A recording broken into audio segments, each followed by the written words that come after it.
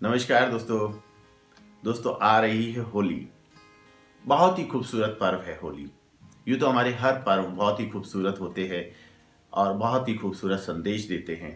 कहीं ना कहीं हमें हमारे ओरिजिनल स्वरूप में परिवर्तित करने के लिए एक संदेश हमें दिया जाता है। दोस्तों, कोई भी पर्व को आप देखिए, कोई सतयुग में नहीं बनाया जाता था, त्रेता में नहीं बनाया जाता था, द्वापर के एंड से, या आप देखें कि कलयुग में विशेष तौर पर बनाया जाता है। क्यों बनाया जाता है कलयुग में? क्योंकि कहीं ना कहीं आत्मा अपना ओरिजिनल स्वरूप खो बैठी है। ओरिजिनल स्वरूप यानी कि शांति, प्रेम, पवित्रता, सुख और आनंद को भूल चुकी है और खो चुकी है अपने कच्चे संस्कारों में, अपने बनावटी स्वरूप में, काम, क्रोध, लोभ, मोह, अहंकार में खो चुकी है। तो इस ओरिजिनल स्वरूप में हमें लाने के लिए ये सारे पर्व को बनाया जाता है। यूँ तो हर पर्व पे हम कोई ना कोई कहानी भी सुनते हैं, लेकिन वो कहानी हमारे अंदर बदलाव नहीं ला पाती।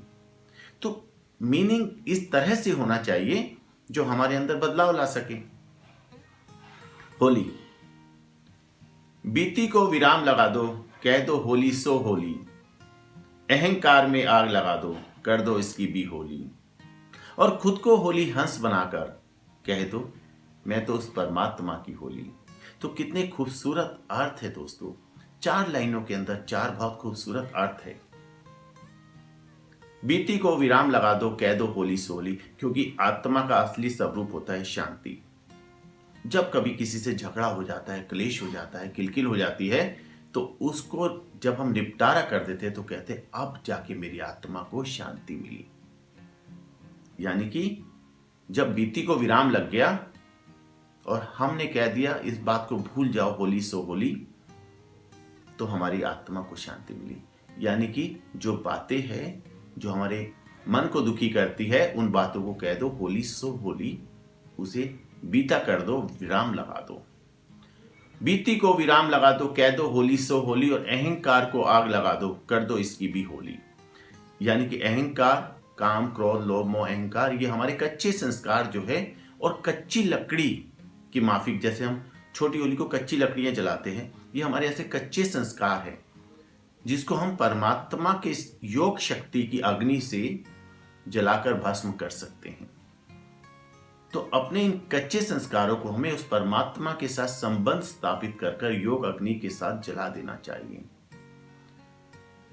खुद को होली हंस बनाकर जब हम हमारे ये कच्चे संस्कारों को जला देते हैं तो हमारे पास हमारा ओरिजिनल स्वरूप आ जाता है होली, यानी कि पवित्रता।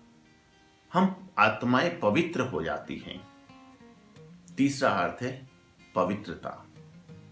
और जब हम आत्माएं पवित्र हो जाती है तो हम किसके संबंध में आ जाती है, किसके संपर्क में आ जाती है, किसके साथ हमारा योग हो जाता है?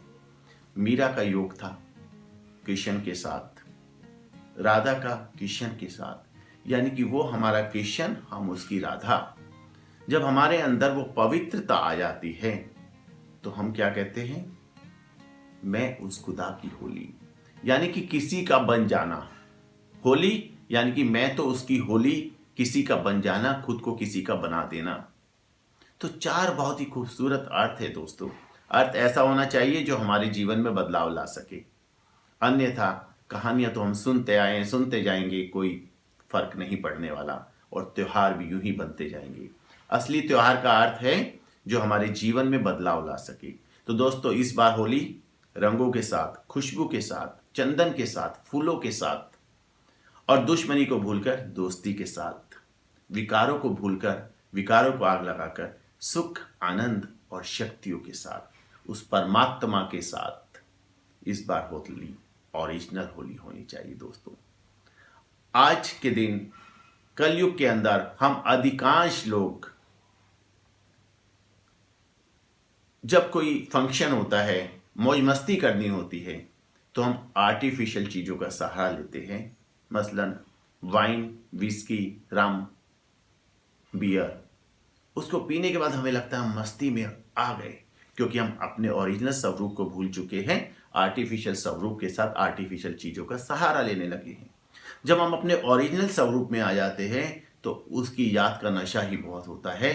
बिना रम के इतना झूम सकते हैं कि 4 बोतल रम की भी उसके आगे फेल है। तो दोस्तों, आप सबको होली की बहुत बहुत शुभकामनाएं। आशा करता हूं आपकी होली बहुत ही खूबसूरत रहेगी, खुशबू से भरी रहेगी, फूलों से, चंदन से और मित्रता से भरी रहेगी। नमस्कार, ओम शांति। आपका दिन शुभ हो। हैप्पी होली।